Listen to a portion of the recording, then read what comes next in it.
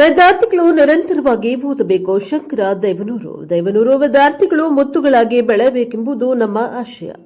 ದೇವನೂರಿನಲ್ಲಿ ಪ್ರೇರಣಾದಾಯಕ ಉಪನ್ಯಾಸ ಮಾಲಿಕೆ ಉದ್ಘಾಟನೆ. ಚಾಮರಾಜನಗರದಲ್ಲಿ ವಿದ್ಯಾರ್ಥಿ ಜೀವನ ತಪಸ್ಸು ಇದ್ದಂತೆ, ಹಾಗಾಗಿ ವಿದ್ಯಾರ್ಥಿಗಳು ನಿರಂತರವಾಗಿ ಓದಬೇಕು ಎಂದು ನಾಡಿನ ಹಿರಿಯ ಸಾಹಿತಿ ದೇವನೂರು ಮಹದೇವ ಅವರು ಸಹೋದರರಾದಂತಹ ಶಂಕರ ದೇವನೂರು ಹೇಳಿದ್ದಾರೆ. ನಂಜನಗೂಡು ತಾಲೂಕಿನ ದೇವನೂರು ಸರ್ಕಾರಿ ಪದವಿ ಪೂರ್ವ ಕಾಲೇಜಿನ ಆವರಣದಲ್ಲಿ ನಡೆದ ಪ್ರೇರಣಾದಾಯಕ ಉಪನ್ಯಾಸ ಮಾಲಿಕೆ ಕಾರ್ಯಕ್ರಮವನ್ನು ಉದ್ಘಾಟಿಸಿ ಮಾತನಾಡಿದರು. ವಿದ್ಯಾರ್ಥಿಗಳು ಪ್ರಾಥಮಿಕ ಪ್ರೌಢಶಾಲಾ ಶಿಕ್ಷಣ ಹಂತದಲ್ಲಿ ಶ್ರಮಪಟ್ಟು ಓದಿಬಿಟ್ರೆ ಜೀವನ ಪೂರ್ತಿ ನೆಮ್ಮದಿಯಾಗಿರಬಹುದು. ಒಂದೊಂದು ವಚನ ಜೀವನವನ್ನೇ ಬದಲಾಯಿಸಿ ಬಿಡುತ್ತದೆ. ಅದಕ್ಕಾಗಿ ವಚನವನ್ನ ಓದಬೇಕು. ವಿದ್ಯಾಭ್ಯಾಸಿಗನ ಕೈವಶ ಅಭಿವೃದ್ಧಿ ಸರ್ವರ ವಶ. ವಿದ್ಯಾಯವನ್ನ ವಶಪಡಿಸಿಕೊಳ್ಳಬೇಕಾದರೆ ವಿದ್ಯಾರ್ಥಿಗಳು ಅಭ್ಯಾಸ ಮಾಡಬೇಕು, ನಿರಂತರ ಓದಬೇಕು. ಜನರು ಇದ್ದ ಮಾತ್ರಕ್ಕೆ ದೇವನೂರು ಅಲ್ಲ, ದೇವನು ಇದ್ದ ಮಾತ್ರಕ್ಕೆ ದೇವನೂರು. ಇದು ದಾಸೋಹ ಸಂಸ್ಕೃತಿಗೆ ಹೆಸರುವಾಸಿಯಾದದ್ದು. 200 ವರ್ಷದ ಹಿಂದೆ ಆರಂಭವಾದ ಬೆಂಕಿ ಇನ್ನೂ ಆರಿಲ್ಲ. ಇಂತಹ ಪವಿತ್ರ ನೆಲದಲ್ಲಿ ಜ್ಞಾನಕ್ಕೆ ದಾಸರಾಗಬೇಕು. ಆ ಮೂಲಕ ದೇವನೂರು ಮಕ್ಕಳು ಮುತ್ತುಗಳಾಗಬೇಕು ಎಂಬುದು ನಮ್ಮ ಆಶಯವಾಗಿದ್ದು, ನಾವು ಕಲಿತಿರುವ ವಿದ್ಯೆಯನ್ನ ಇತರರಿಗೆ ದಾರೆ ಎರೆಯಬೇಕು ಎಂದು ಪ್ರೇರಣಾದಾಯಕ ಉಪನ್ಯಾಸ ಮಾಲಿಕೆ ಕಾರ್ಯಕ್ರಮವನ್ನು ಶಾಲೆಯಲ್ಲಿ ಹಮ್ಮಿಕೊಳ್ಳಲಾಗಿದೆ ಎಂದರು.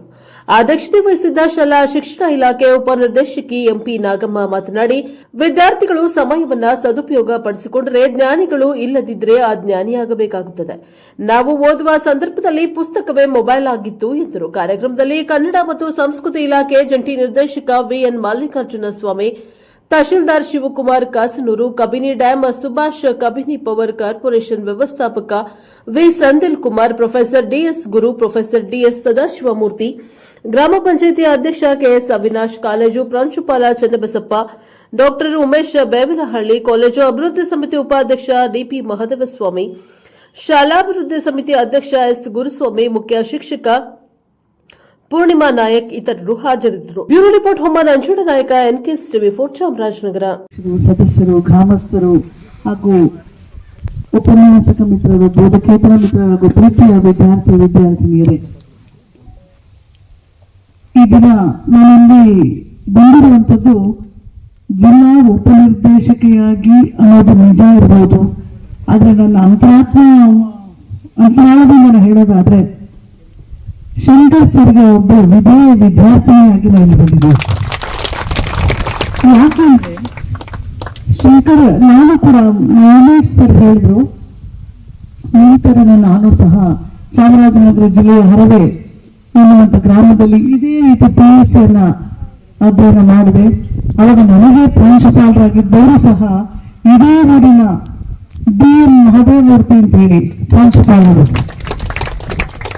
ಅವರ ಒಂದು ಆ ಕನ್ನಡ ಪಾಠ ಮಾಡ್ತಾ ಇದ್ದಂತ ರೀತಿ, ಆ ವೈಖರಿ ಈಗಲೂ ಸಹ ನನಗೆ ಅವಿಸ್ಮರಣೀಯ. ಅವ್ರು ಮಾಡ್ತಾ ಇದ್ದಂತ ಒಂದೊಂದು ಪದ್ಯಗಳು ಸಹ ನನಗೆ ನೆನಪಲ್ಲಿ ಉಳಿಯುವಂತದ್ದಾಗಿದೆ. ಅದನ್ನ ಮೊನ್ನೆ ಕನ್ನಡ ಫೋರಂ ಸಹ ನಾನು ಅದನ್ನ ಒಂದೆರಡು ನೆನೆಸ್ಕೊಂಡೆ. ಈ ಹೆಣ್ಣಿನ ಜನ್ಮಕ್ಕೆ ಅಣ್ಣ ತಮ್ಮರು ಬೇಕು, ಬೆನ್ನು ಕಟ್ಟುವರು ಸಭೆಯೊಳಗೆ, ಬೆನ್ನು ಕಟ್ಟುವರು ಸಭೆಯೊಳಗೆ 1000, ಹೊನ್ನು ಕಟ್ಟುವರು ಉಡಿಯೊಳಗೆ ಅನ್ನೋ ಪದ್ಯನ ನಮ್ಮ DN ಮಹದೇವಮೂರ್ತಿ ಸರ್ ಎಷ್ಟು ರಾಗವಾಗಿ ನನಗೆ ಹೇಳಿದ್ರು ಅಂದ್ರೆ, ನಾನು 87ನಲ್ಲಿ PUC ಮಾಡಿರೋದು ಮಕ್ಕಳೇ. ಈಗಲೂ ಸಹ ನನ್ನ ಮನಸ್ಸಿಂದ ಅದು ಹೋಗಿಲ್ಲ.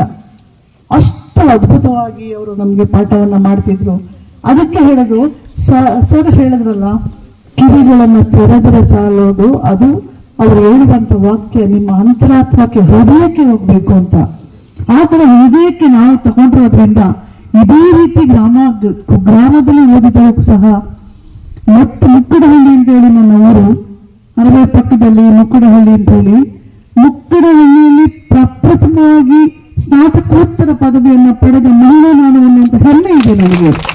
ಇದು ನನ್ನನ್ನು ಹೊಗಳ್ಕೊಳ್ಳುವಂಥದ್ದೆಲ್ಲ ಮಕ್ಕಳೇ, ಸಾಧ್ಯ, ಎಲ್ಲವೂ ಸಾಧ್ಯ. ನಾನು ನನ್ನ ಒಂದು ಉದಾಹರಣೆ ಕೊಡೋದಾದರೆ, ನದಿ ಎಷ್ಟೇ ದೂರ ಹರಿದು ಸಾಗರವನ್ನು ಸೇರಿದ್ರೂ ಕೂಡ ತನ್ನ ಮೂಲ ಸ್ಥಳದ ಸಂಪರ್ಕವನ್ನು ಕಳೆದುಕೊಳ್ಳಲ್ಲ. ನಮ್ಮೆಲ್ಲರ ಬದುಕು ನದಿ ಅಂತಾಗಬೇಕು ಅಂತ. ಇದು ನನ್ನೂರು. ಕಲಿತಂಥ ಊರಲ್ಲಿ ಆ ಮಕ್ಕಳಿಗೆ ನಾನು ಪಡೆದ ಜ್ಞಾನವನ್ನು, ನಾನು ಕಳಿಸಿಕೊಟ್ಟ ವಿದ್ಯಾರ್ಥಿಗಳು ಉನ್ನತ ಸ್ಥಾನಕ್ಕೆ ಹೋದಂಥವರು ಇಲ್ಲಿ ಬಂದು ಮಕ್ಕಳು ನೋಡಿ ಅವರಂತೆ ಅವರಾಗಬೇಕು ಅನ್ನುವಂಥದ್ದು ಇದರ ಮೂಲ ಉದ್ದೇಶ. ಇದನ್ನು ನಾವು ಮಾಡ್ತಾ ಬಂದಿದ್ದೀವಿ. ಕೋಟೆಯಲ್ಲೂ ಕೂಡ ಮಾಡಿದ್ದೀವಿ. ನಮ್ಮ ಸೆಂದಿಲ್ ಕುಮಾರ್ ಅವರಿದ್ದಾರೆ, ಇವರು ಸುಭಾಷ್ ಪವರ್ ಕಂಪನಿಯ ಹಿರಿಯ ವ್ಯವಸ್ಥಾಪಕರು. ನಮ್ಮ ಮನೆಯವರು ಅನ್ಸೂಯ್ ಅವರಿದ್ದಾರೆ, ಡಾಕ್ಟರ್ ಅರ್ಚನಾ ಅವರಿದ್ದಾರೆ. ಒಟ್ಟಾರೆ ಅಭಿಪ್ರಾಯ ಅಂತಂದರೆ ಜ್ಞಾನ ಅದು ವಿಸ್ತಾರ ಆಗಬೇಕು. ಮಕ್ಕಳು ಕೇಳುವ ಪ್ರಶ್ನೆಗಳ ಮುಖಾಂತರ ಜ್ಞಾನದ ವಿಸ್ತಾರವನ್ನು ಮಾಡಿಕೊಟ್ಟು ಅವರವರ ಕಾಲ ಮೇಲೆ ನಿಂತು ನೆಲೆಯನ್ನಾಗಿಸೋದಿದೆಯಲ್ಲ ಮಾನವೀಯವಾಗಿ, ಇದನ್ನು ನಾವು ಮಾಡ್ತಾ ಬರ್ತಾ ಇದ್ದೀವಿ. ಇದು ಇವತ್ತು ಪ್ರಾರಂಭ ಆಯಿತು, ಇವತ್ತು ಉದ್ಘಾಟನೆ ಆಯಿತು. ನಮ್ಮ ಉಪನಿರ್ದೇಶಕರಾದಂಥ ನಮ್ಮ ನಾಗಮ್ಮ ಅವರು ಬಂದಿದ್ದರು, ತಹಸೀಲ್ದಾರ್ ಶಿವಕುಮಾರ್ ಅವರು ಬಂದಿದ್ದರು, ಸೆಂದಿಲ್ ಕುಮಾರ್ ಅವರು ಬಂದಿದ್ದಾರೆ, ನಾನಿದ್ದೀನಿ, ನಮ್ಮ ಮನೆಯವರಿದ್ದಾರೆ, ಅರ್ಚನೆ. ಯಾವುದನ್ನು ನೋಡಬೇಕು ಅದಕ್ಕೆ ಎಲ್ಲಮ್ಮ ಪ್ರಭುಗಳು ಹೇಳ್ತಾರೆ, ಯಾಕೆ ಕೆಟ್ಟಿದೆ ಜಗತ್ತು ಅಂದರೆ ನೋಡಲರಿಯದೆ ಕೆಟ್ಟಿತ್ತು ಈ ಲೋಕವೆಲ್ಲ. ನೀವು ವಾರದಲ್ಲಿ ಎಷ್ಟು ದಿನ? ದಿನಕ್ಕೆ ಎಷ್ಟು ಗಂಟೆ? ನನಗೆ ಎಷ್ಟು ಗಂಟೆ? ನಿಮಗೆ? ಅರ್ಚನಾ ಅವ್ರಿಗೆ, ಉಮೇಶ್ ಅವ್ರಿಗೆ ಬುಗ್ಗೆ ಅಂತಂದ್ರೆ ಉಮೇಶ್ ಅವರು ಒಳ್ಳೆಯಕ್ಕಾಗಿ ನಾನು ಮುಂದೆ ಅಂತ ಬರ್ತಾರಲ್ಲ, ಆ ಗೌರವಿಸುವಂತ ಭಾವ ನಮ್ದಾಗಬೇಕಾಗಿದೆ. ಒಳಿತನ್ನು ನೋಡಿ ಅದಕ್ಕೆ ಕವಿ ಹೇಳ್ತಾರೆ, ಕಣ್ಗಳಿಗೆ ಒಳಿತೇ ಕಾಣಲಿ, ನಾಲಿಗೆ ಒಳಿತೇ ನುಡಿಯಲಿ, ಜಗದಲ್ಲಿ ಒಳಿತೆ ಅಬ್ಬಲಿ ಎನ್ನುವ ಸದಾಶಯದ ಭಾವ ಅಂದ್ರೆ ನಮ್ಮ ಉಮೇಶ್ ದೇವನಹಳ್ಳಿ. ನಮ್ಮ ಪರಂಪರೆಯ ಅರಿವಿನ ಸಂಕೇತ, ಹಾಗೆಯೇ ಜ್ಞಾನದ ಜಾಗೃತಿ ಪ್ರಜ್ಞೆಯ ಪ್ರತೀಕ ಕೂಡ. ಇದನ್ನು ನಾವು ಉಳಿಸ್ಕೊಳ್ಬೇಕಾಗಿದೆ. ಈ ಜ್ಯೋತಿಯಲ್ಲಿ ನಮ್ಮ ಕಾಡಿದೆ, ನಮ್ಮ ನಾಡಿದೆ, ನಮ್ಮ ಸಂಸ್ಕೃತಿ ಇದೆ, ನಮ್ಮ ಪರಂಪರೆ ಇದೆ. ಇದನ್ನ ನಾವೆಲ್ಲ ಮಕ್ಕಳು ಕಾಪಿಟ್ಕೊಳ್ಬೇಕಾಗಿದೆ. ಮಕ್ಕಳೇ, ನೀವೆಲ್ಲ ಇಲ್ಲಿ ಸಮಾಗಮವಾಗಿದ್ದೀರಿ. ಯಾವ್ಯಾವುದೋ ಊರಿನಿಂದನೂ ಬಂದಿರಬಹುದು, ಅಪ್ಪ ಅಮ್ಮ ಎಲ್ಲೋ ಕೆಲಸ ಮಾಡ್ತಾ ಇರಬಹುದು. ನೀವು ಅವರಿಗೆ ಕನಸುಗಳನ್ನು ಬಿತ್ತಿ ಕನಸುಗಳನ್ನು ನಿಮ್ಮ ತಲೆಯಲ್ಲಿ ಇಟ್ಕೊಂಡು ಬಂದಿದ್ದೀರಿ, ಹೌದಲ್ವಾ? ನಾನು ಡಾಕ್ಟರ್ ಆಗಬೇಕು, ನಾನು ದೊಡ್ಡ ಆಫೀಸರ್ ಆಗಬೇಕು, ಶಿವಕುಮಾರ್ ಅವರ ತಹಸೀಲ್ದಾರ್ ಆಗಬೇಕು, ಸೆಂದಿಲ್ ಕುಮಾರ್ ಅವರ ನಾನು ದೊಡ್ಡ ಅಧಿಕಾರಿ ಆಗಬೇಕು. ಅನೇಕ ಕನಸುಗಳು ನಿಮ್ಮಲ್ಲಿದೆ. ಅಲ್ಲಿ ಕನಸುಗಳನ್ನ ಬಿತ್ತುವ ನಿಮಗೆ ಕಟ್ಟು ಕಳಿಸಿದ್ದಾರೆ, ಅವರು ನೋವನ್ನು ಕೊಡ್ತಾ ಇದ್ದಾರೆ. ಬೇರಿನ ನೋವೇ ಹೂವಿನ ನಗೆ ಎನ್ನುವುದನ್ನ ನೀವು ಅರ್ಥ ಮಾಡ್ಕೋಬೇಕಾಗಿದೆ. ಅರ್ಥ ಆಗ್ತಾ ಇದೆಯಲ್ಲ? ಬೇರಿನ ನೋವೇ ಹೂವಿನ ನಗೆ. ಕನಸುಗಳನ್ನ ಕಟ್ಟಿಕೊಂಡಿದ್ದೀರಿ. ಕೇವಲ ಕನಸುಗಳನ್ನ ಕಟ್ಟಿಕೊಂಡ್ರೆ ಸಾಲದು, ಅವನ್ನ ನೆನಸಾಗಿಸಬೇಕು, ಹೌದಲ್ವಾ? ಅಂದವಾಗಿದೆ, ವಾಸ್ತವ ಸೇವೆಗಿಂತ ಸುಂದರವಾಗಿದೆ, ಕಣ್ಣಿಗೆ ಆಕರ್ಷಕ, ಆದರೆ ನನ್ನ ಹಸಿವನ್ನ ಅದು ನೀಗಿಸಲಾರದು, ಹೌದಲ್ವಾ? ಚಂದ ಚಿತ್ರದ ಸೇಬು ಹೊಟ್ಟೆ ತುಂಬುವುದೇನು, ಬೆಳೆ ಸಸಿಯ ಪಡೆತನೆಯ ಮುದ್ರಾಮ. ಒಂದು ಬೀಜವನ್ನಾಗಿ, ಒಂದು ಕೃಷಿಯನ್ನಾಗಿ, ಗೊಬ್ಬರ ಹಾಕಿ, ನೀರಾಕಿ ಶ್ರಮ ಪಟ್ಟರೆ ಅಲ್ಲಿ ಸಾರ್ಥಕತೆ ಫಲ ಇದೆಯಲ್ಲ, ಅದನ್ನ ನೀವು ಮಾಡಿಕೊಡ್ಬೇಕಾಗಿದೆ. ಅದಕ್ಕೆ ಶ್ರಮ ಬೇಕು. ಮಕ್ಕಳೇ, 12ನೇ ಶತಮಾನವನ್ನು ಕಲಿಯಬೇಕು.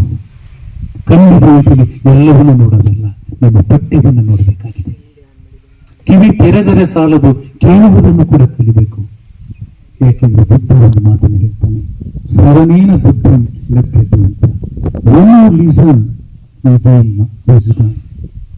ಆಲಿಸುವುದನ್ನು ನಾವು ಕಲಿಬೇಕು. ನೋಡಿ ಎಷ್ಟು ವಿಶುದ್ಧವಾಗಿ ಆಲಿಸ್ತಾ ಇದ್ದೀರಿ. ನನ್ನ ಆಲಿಸುವಿಕೆ ನಿಮ್ಮ ಕಿವಿಗಳಿಗೆ ಹೋಗೋದಿಲ್ಲ, ನಿಮ್ಮ ಹೃದಯಕ್ಕೆ ಮುಟ್ಟಬೇಕಾಗಿದೆ, ಹೃದಯ ಅರಳಬೇಕಾಗಿದೆ. ಅದಕ್ಕಾಗಿ ಮೌನವಾಗಿ ಆಲಿಸಬೇಕಾಗಿದೆ. ಇದು ಗ್ರಾಮೀಣ ಮಕ್ಕಳಿಂದ ಮಾತ್ರ ಸಾಧ್ಯ. ನಗರದ ನಾವು ಶಿವಕುಮಾರ್ ಅವರಿಗೆ ಹೇಳ್ತಾ ಇದ್ದೆ, ಎಷ್ಟು ಭಾವನೆ. ಇದೇ ಶಾಲೆಯಲ್ಲಿ ಕಲಿತಂಥವನು.